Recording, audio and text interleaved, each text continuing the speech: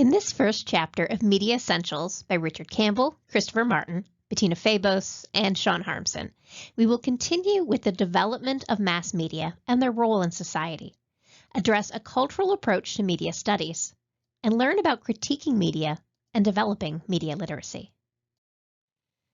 Media innovations typically evolve through 4 stages. During the first stage of development, also called the emergence or novelty stage, this is where inventors and technicians try to solve a particular problem. In the case of Samuel Morse and Alfred Vail's invention of the telegraph, they were trying to find a way to deliver messages more quickly than days or weeks. Next is the entrepreneurial stage, where inventors and their investors find a practical and marketable use for the device. For example, early radio relayed messages to and from places where telegraph wires could not go, such as military ships at sea. In the third stage, mass medium, businesses determine how to market the new device as a consumer product. While the U.S. government and the Navy were key players in radio's early years, it was commercial entrepreneurs who figured out how to put radio in front of millions of people. Finally, the fourth stage is convergence, where older media are reconfigured into newer digital media, such as certain radio programs being made available as podcasts. For centuries, humans have debated the merits and dangers of mass media. In ancient Greece, there were arguments over whether plays corrupted youth by presenting ideas contrary to what they learned from their teachers. In the early 20th century, Americans feared that so-called low culture, like rock and roll music, would undermine American values. In the modern era, there are questions over the shrinking number of media companies owning more and more media outlets, or consuming violence in media being correlated to committing real-life violent acts. Media's role in culture is significant because we spend so much time with it. A 2018 Nielsen report found American adults spend more than 11 hours a day listening to, watching, reading, or generally interacting with electronic media.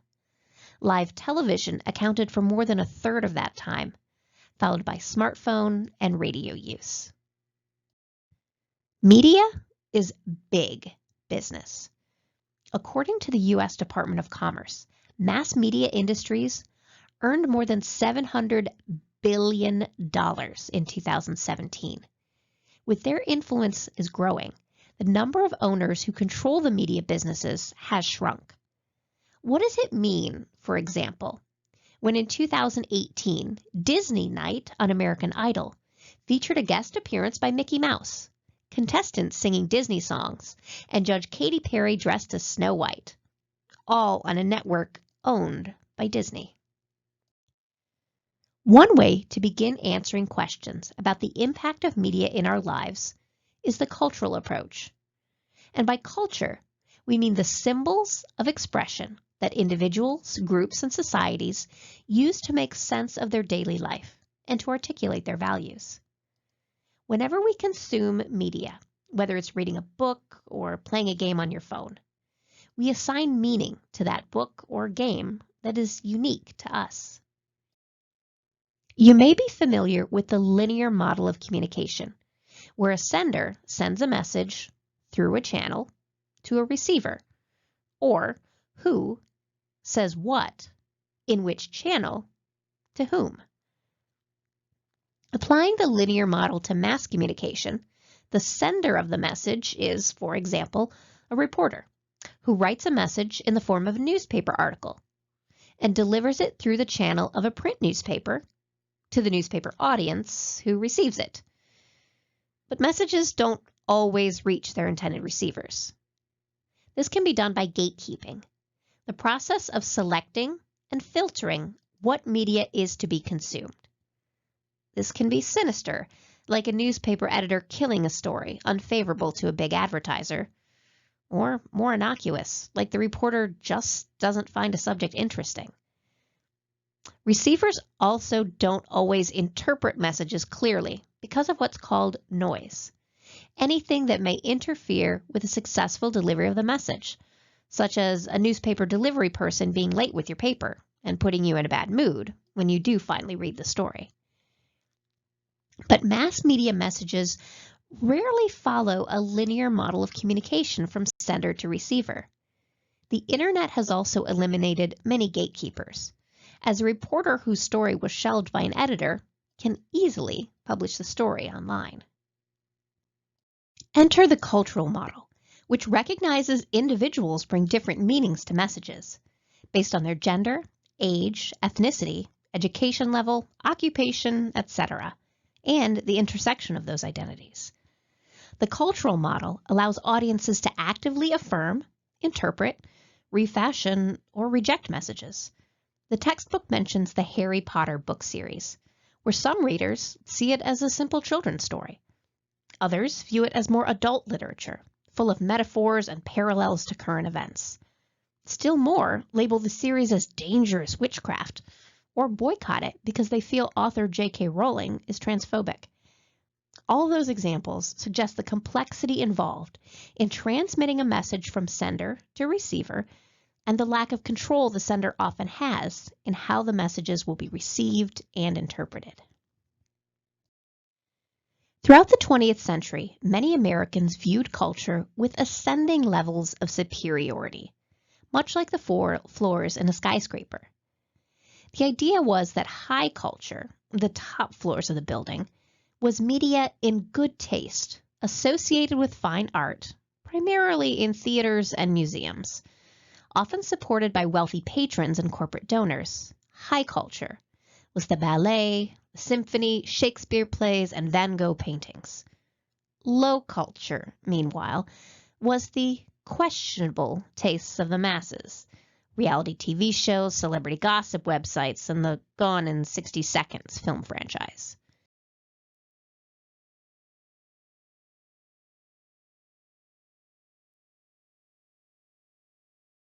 Other researchers view culture more like a subway map, an ongoing process that accommodates diverse tastes, organized as familiar, unfamiliar, comforting, challenging, conventional, and innovative. This view flattens out the hierarchy and emphasizes ways that ideas connect, like subway lines. Along with creating metaphors of culture to help understand media's roles in our lives, cultural researchers also examine the ways in which our values have changed, along with changes in mass media. From the Industrial Revolution of the mid-20th century, known as the modern era, 4 values come into focus across the American cultural landscape. The first was working efficiently. Businesses used new technology to create more efficient manufacturing and produced inexpensive products cheaply. Advertisers, meanwhile, promoted these new gadgets that could save Americans time and labor. Just as books allows readers to focus on individualism, the modern era celebrated the individual. With greater access to information, people could make up their own minds about important topics, sometimes in contradiction to religious and political leaders. Modern values represented logic and reason, and the rational order they represented. Mass media, like newspapers, served to educate citizens and helped build and maintain an organized society. Finally, the modern era rejected traditional and embraced progress during the Progressive Era, a period of political and social reform from the 1890s to the 1920s. The postmodern period, from the mid-20th century to present, represents another shift in dominant values. The first is a celebration of populism, a political idea that attempts to appeal to ordinary people by creating an us versus them dichotomy of the people versus the elite. A national outgrowth of individualism is the questioning of authority figures and institutions more widely trusted during the modern era. This helped advance social challenge and change, challenging existing power structures that oppressed women and non-whites. Finally, a key value in the postmodern period is the embrace of the latest technology. To address shifts in how we experience media and culture, it is necessary to learn to critique media in a methodical and disciplined way. Becoming media literate requires following a 5-part critical process. The first step is description. It's a working knowledge of the medium being addressed. Pay close attention, take notes, and research the subject of your study. If you wanted to critique how a specific news program covers a topic like climate change, you may want to start by listing every time the program has covered the topic, including how long the story was and where it appeared in the program. Next is analysis. Look for patterns. Maybe every time climate change is mentioned, it is done so as the main feature, or perhaps only casually in weather reports. Isolate those patterns that demand closer attention so you can focus your critique. The third step is interpretation. What does it mean, for example, if reporters only interview people on the street for their opinions about climate change instead of scientists? This is where you ask and answer the "what does this mean?" and "so what?" questions about what you found. You may need to do additional research in this step to put your findings in context. The evaluation step is where you make a critically informed judgment. When done correctly, this moves beyond one's personal tastes and biases and instead focuses on how media interacts with society. Maybe you determine the program covers climate change too much, focusing on worst-case scenarios instead of actual data, and using it to scare viewers into consuming more of its programming. The final step toward media literacy is engagement. A well-researched critique needs to be shared to have maximum impact. Write a letter or email to the program producers about how their coverage on climate change is potentially damaging, and share it with local media outlets. Campbell, Martin, and Fabos sum the stage up in their media and culture textbook by asserting, the key to this stage is to challenge our civic imaginations, to refuse to sit back and cynically complain about the media without taking some action that lends our own voices and critiques to the process.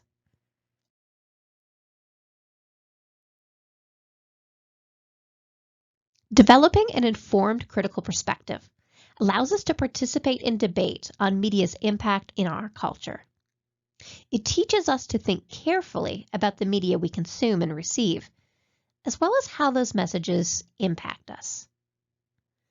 Ultimately, we can't rely on professional media critics or watchdog organizations to critique the media we consume, and need to take responsibility for ourselves.